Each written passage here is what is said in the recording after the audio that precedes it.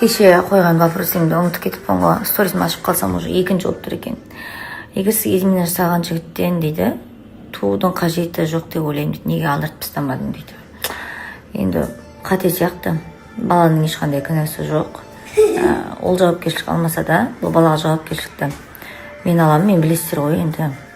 Былай бүйтіп қатал болып көрінгенмен балаға келгенде жүрегім жұмсақ екен. Сәнім. Қыз бөкпе керек па, бала бөкпе керек па? Қыз өпе керек дейді. Берсек энергия жасаймыз.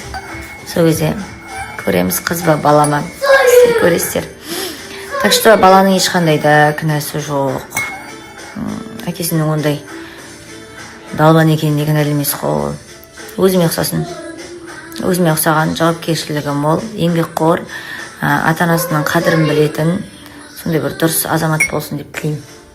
Кім болса да. Бөпелі болған соң келсе кешірмешті дейді. Ой болғырсын, кешірейін отқан жоқпын, потому что мен өйтіп жаңағыдай ашумен, сезіммен шешім қабылдамаймын. Негізі сендерге инстаграмға шығармай тұрып, ол жағдай негізі 4 күн алдым болған. 3-4 күн алдым болды. Кәм ойландым өзім. Толыққанды соңғы шешімім осы ма? Нүкте ма деп өзім ойландым. Тек түнде емес, күндізде де кәдімгідей ойланып, не істеп, болды нүкте деген кезде ғана барып сіздерге айтып жарияладым. Атап бұл жағдайым болып кеткеніне уже бір аптадан асты ғой. Так что бұл шешімдерді мен гормон или там жаңағыдай зат емес. Мен білесіздер, принципиальный адаммын ғой енді. Бір жапқан есікті ашпайтыным бар. Сол үшін дұрыс ойланып шешім қабылдадым. Оны кешіретін ойламай қойыңдар. Оны кешіретін болсам бүкіл дүйім жұртқа бәрін айтып беріп отырмас едім. Кешіретін ойым болса. Кешірмейтін ойым болғандықтан бәрін айттым. Қыздар, Алиса, стоп. Қыздар, мен ақымақ емеспін. Қалай білдіңіз дейді.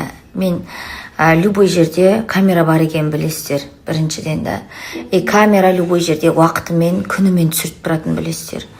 Как раз сол үйде болмаған күн еді. Тура сол күні болған.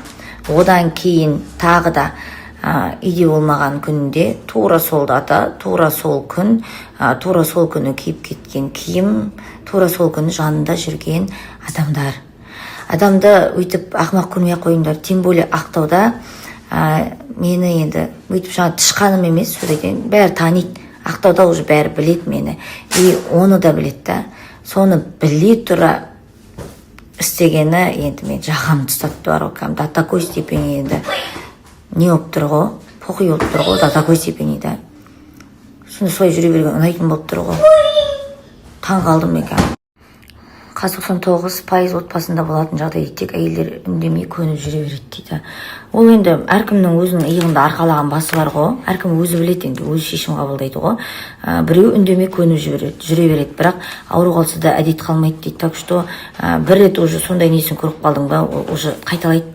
Потому что сен бір рет кешіріп қойдың ба, ол уже значит бұл мені осындай қалпында да қабылдай алады екен деп дәлше соны жалғастырып кетеді. Төбінде қиналып, тұншығып, ішіңнен өзің тынып жылап, ауру болып қалатын әйел адам. Сол үшін мен өйтіп болашақта ауру болып қалғым келмейді, себебі мен балаларыма керекпін. Мен айналамда қаншама туыс-тумаластарым бар көмектесіп отырғанда біраз адамға керекпін мен. Так что өзімді таңдаймын. Мен оның керегі жоқ. Аппаратына әрбір жаңағы тесікке тыға беретін еркек маған мысалға керек жоқ. Қалай білгенім не қылғам, не қылғас, главный көзімді жеткіздім, көрдім да жағамды ұстадым ғой. Қой ол. Қайырлы таң баршаңызға. Қалайсыздар? Ұйқыдан тұрдым. Әлі ауырып қалыпты. Укол алып отырмын. Сосын шыққасын барсам бола ма депті. Жақсы дедім. Сағатқа қарасам Айлараны алатын уақытта болған. Мамам звондасам, Гүлдар Хатунға звондасам. Айлара кеше өзінің әкесімен сөйлесіп отқан, соған алып кет деп айтты деп. Оны алып кетуге рахмет кеткен ау. Енді ұйқыдан тұрып жатырмын.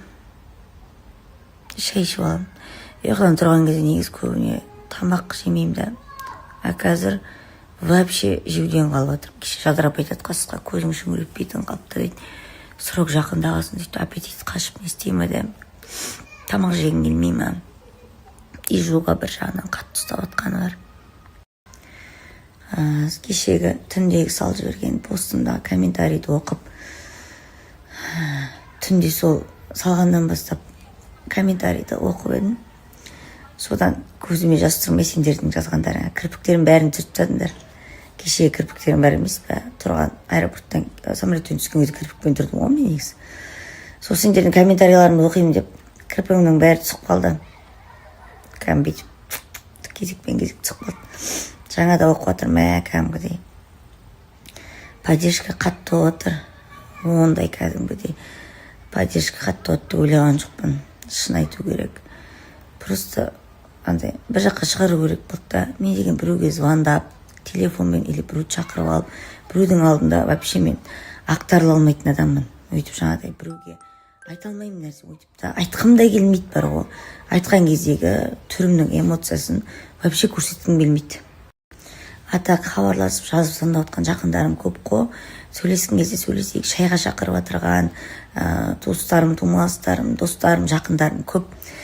Көңіліңді бөлек, айтқан келсе, ақтарылған келсе деп жатқандар көп қой. Бірақ мен өйтіп адамның алдында ақтарыла алмаймын. Білмеймін, жаратылыс сондай ма? Біреуге айта алмаймын. Осылай сөзбен айта алмаймын біреуге. Бәрін жазам. Тек жазып қана не істей аламын да, шығара аламын да, білмеймін енді. Ол жақсы қасиет, может жақсы қасиет шығар, мүмкін. Біреудің алдында көз жасымды вообще көрсеткім келмейді мен. Көз жасымды жаңағы андай қайтсам қайғырған эмоциямды біреуге вообще көрсеткім келмейді. Сол себепті бақ оның үстіне гормоным бар ғой, жаңа енді 2 қабаттан бар ғой. Сол қосылып, в общем, постқа шығарып жатырмын. Сол жерге жазып жатырмын. Жазатын нәрсемді, айтқым келген нәрсені сол жаққа жазып жатырмын. Былай адамға лично барып әлі ештеңе ақтарып айтпадым.